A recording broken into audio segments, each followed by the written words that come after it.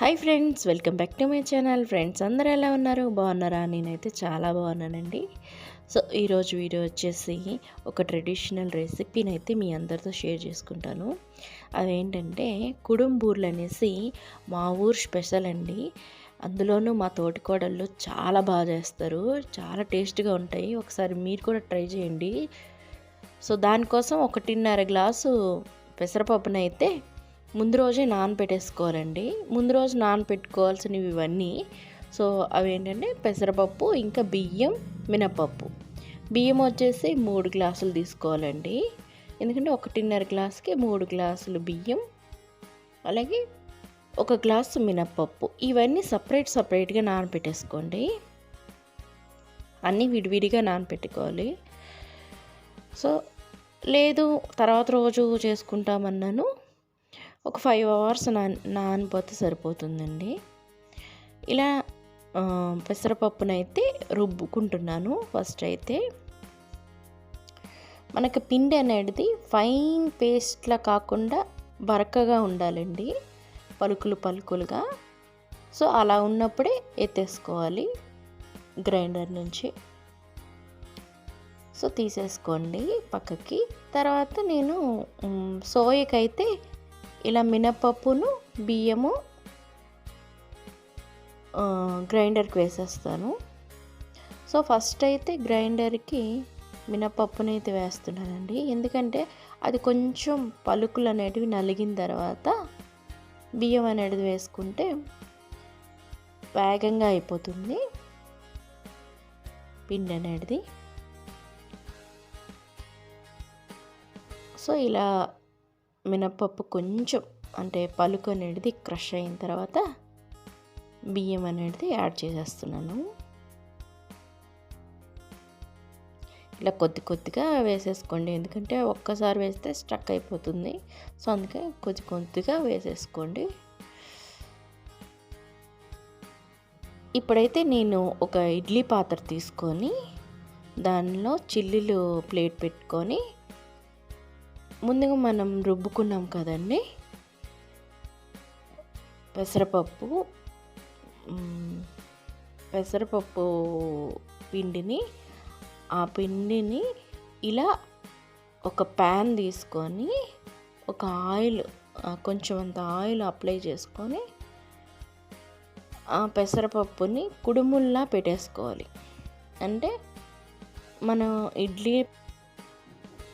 ఇడ్లీ పాత్ర ఉన్నా సరే దానిలో కూడాను ఇడ్లీలా పెట్టేసుకోవచ్చండి. ఒకవేళ మనకి ఇలా ప్లేట్ అయితే లేకపోతే అలా కూడా పెట్టుకోవచ్చు. అలా పెట్టుకొని మనం ఇడ్లీలు ఎలా ప్రిపేర్ చేసుకుంటామో అలాగే ఉడికించుకోవాలండి ఆవిరికి. ఓ 15 మినిట్స్ ఉడికించుకోవాలి. మనకి టచ్ చేసి చూస్తే తెలిసిపోతుందండి, స్పాంజిల్లాగా. అలాగే వాటర్ అంటే మనకి ఉడకనట్టయితే, టచ్ చేసినట్లయితే మెత్తగా చేతికి తగులుతుంటుంది, అంటుతుంటుంది. సో ఇది చూస్తున్నారు కదా, చేతికి ఏమాత్రం అంటుకోవట్లేదు, మనకి పర్ఫెక్ట్గా కుక్ అయిపోయినట్టే. సో దాన్ని ఇలా స్క్వేర్ ముక్కలు చేసుకొని తీసేసుకోవాలండి, ఎందుకంటే రౌండ్గా అంత రావు. ఒక్కొక్కరు అయితే క్లాత్ వేసుకుంటారు కాబట్టి అలా పెట్టేయచ్చు, లేనప్పుడు ఇలాగ స్క్వేర్ ముక్కలు చేసుకొని తీసేసుకోవచ్చు. ఇప్పుడైతే పిండి అయితే నలిగిపోయి మంచిగా ఫైన్ పిండి రుబ్బుకోవడం జరిగింది. దానిలోకి నేను బెల్లం ఎంత కావాలో అంత వేసేసుకుంటున్నాను. యాక్చువల్లీ ఇందులో నేను కొంచెం పిండిని అయితే తీసేసానండి పక్కకి, ఎందుకంటే ఎక్కువైపోతుంది అనేసి తీసేసి, కావాలంటే తర్వాత వేసుకోవచ్చులే అనేసి పిండి అయితే తీసేసి దానికి తగ్గట్టుగా బెల్లం, అంటే ఇప్పుడు దానికి వచ్చేసి ఒక 3/4 గ్లాసు బెల్లం వరకు వేసేసుకున్నాను. సో ఇలా తీసుకున్న ఇడ్లీలు ఉంటాయి కదా, అంటే కుడుముల్ని, అవి కొంచెం చల్లారిన తర్వాత ఇలా చేతితో నలిపితే మనకి పిండిలాగా వచ్చేస్తుందండి. ఇలా నలిపినట్లయితే అంటే మనం అంత గట్టిగా నొక్కి పట్టి రబ్ చేయాల్సిన అవసరం లేదు. జస్ట్ ఇలా వేలతో ఇలా నలిపినట్లయితే ఇలా రవ్వ రవ్వలాగా విడిపోతుంది కుడుము. సో ఇది మెయిన్ ఇంపార్టెంట్. దాని తర్వాత ఇప్పుడు మనం పాకం పట్టుకోవాలండి. దానికోసం ఇక్కడ నేను 2 గ్లాసుల బెల్లాన్ని ఇలా దంచి అయితే వేసేసుకుంటున్నాను. దానికి ఒక చిన్న గ్లాసుడు వాటర్ని యాడ్ చేశాను. ఇలా బెల్లం కరిగించేసి కొంచెం పాకం పట్టుకోవాలండి. పాకం ఎలాంటి పాకం అనేది అవసరం లేదు. జస్ట్ మనకి గరిటతో ఇలా పాకం ఇట్లా ఉంచినట్లయితే తీగలా వస్తుంది. అలా లేత పాకం వస్తే సరిపోతుందండి. మరీ ముదురు అవసరం లేదు. సో ఇలా కలర్ చేంజ్ అవుతుంది, బ్లాక్గా తయారైంది కదా. దానికి మనం కొబ్బరి యాడ్ చేసేయాలండి, పచ్చి కొబ్బరి. ఇది కూడాను ముప్పావు గ్లాసు కొబ్బరిని అయితే తురుముకొని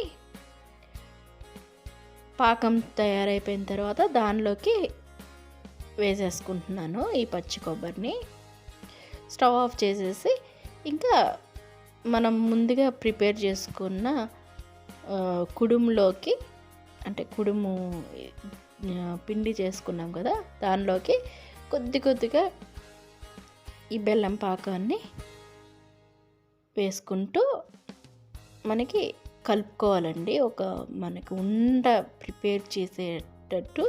అలాగే ఈ కుడుం దీనికి అంతటికి పట్టేటట్టు శుభ్రంగా కలుపుకోవాలి.